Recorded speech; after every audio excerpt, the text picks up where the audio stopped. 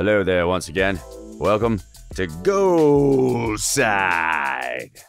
There are some things in football that you just don't do. Betraying your club and your fans is one of them. Although a few select actually did it in such a memorable fashion that the fans never forgave them. We'll take a look at some of the worst offenders in this aspect, people who betrayed their own. So, let's begin. Luis Figo.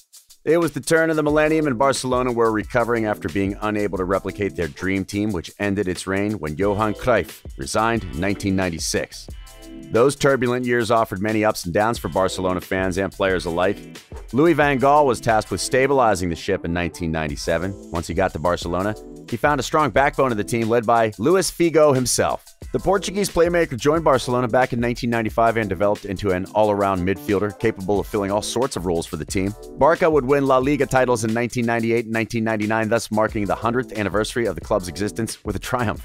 However, the years that came afterward were something entirely different. Blaugrana didn't win a single trophy in the next season. Their rivals Real Madrid had an election year in 2000, and Florentino Perez decided to make a private deal with Figo ahead of the elections that the Portuguese will sign with Los Blancos in case Perez wins the election and make him the richest footballer in Spain. The thing is, Florentino Perez was the heavy underdog at the time. But as expected, he leaked the Figo story, promising that the first thing he will do if he wins the elections is signing Barcelona's best player, Luis Figo.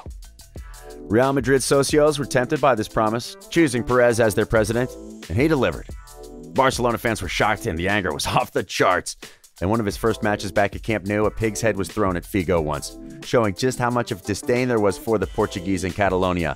To make things worse for Barca, Figo won the 2000 Ballon d'Or officially as a Real Madrid player, even though it was an award actually for his performances in Blaugrana.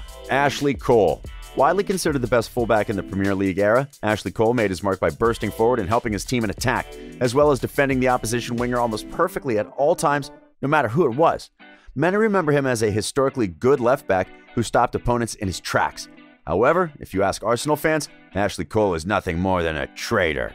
Cole was a true gunner from his earliest days. He started attending Arsenal's youth footballing academy, only to be promoted year after year until he finally made his senior appearance for Arsenal in 1999.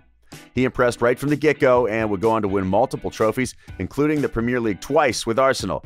Needless to say, being a club child, Cole was a fan favorite at the Highbury. But then, he shocked the world. Not far away from Arsenal, in the south of London, Roman Abramovich was creating his super team to conquer England. He had all the money in the world, and now he needed the players. There were some established stars there already. John Terry, Petr Cech, Frank Lampard, and Didier Drogba were the backbone of the Premier League winning side in 2004-2005. Coincidentally, Chelsea succeeded Arsenal as the Premier League champions. This tempted Cole into a meeting with the then Chelsea manager, Jose Mourinho. But it got leaked, and Cole had to pay £75 million for not informing the club about his meeting.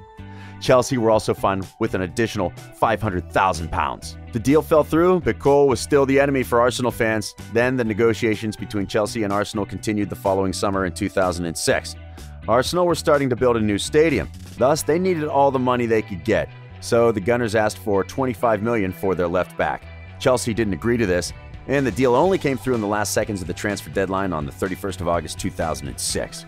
The first meeting between the clubs was a heated one, and Arsenal fans waved fake £20 bills because Ashley Cole was already given a Cashly nickname by then. Truth be told, Cole did earn almost double the money at Chelsea, and he remains as one of the biggest villains for Arsenal to this day. Mario Götze. Any list of the biggest betrayals in football doesn't work without Mario Götze's name on it. He was the shining star of Jurgen Klopp's machine designed to take down Bayern Munich with their wit and smarts. Götze was Dortmund's youth product because he joined the club's academy at just 9 years old. He had it all. Quick feet and quick thinking combined for the most talented youngster in all of Germany. His talent was confirmed years later when Klopp started his revolution, as he was one of the key factors in the BVB's record-breaking Bundesliga winning campaign in the 2011-12 season. The following season brought a lot of hope.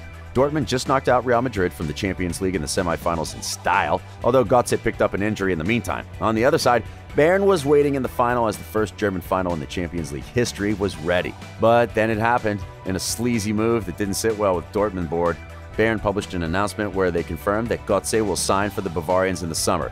Bayern triggered his $37 million release clause and left the BVB fans stunned. This affected everyone at Dortmund and was partially the reason why Bayern were able to beat them in the Champions League final via Arjen Robben's last-minute winner.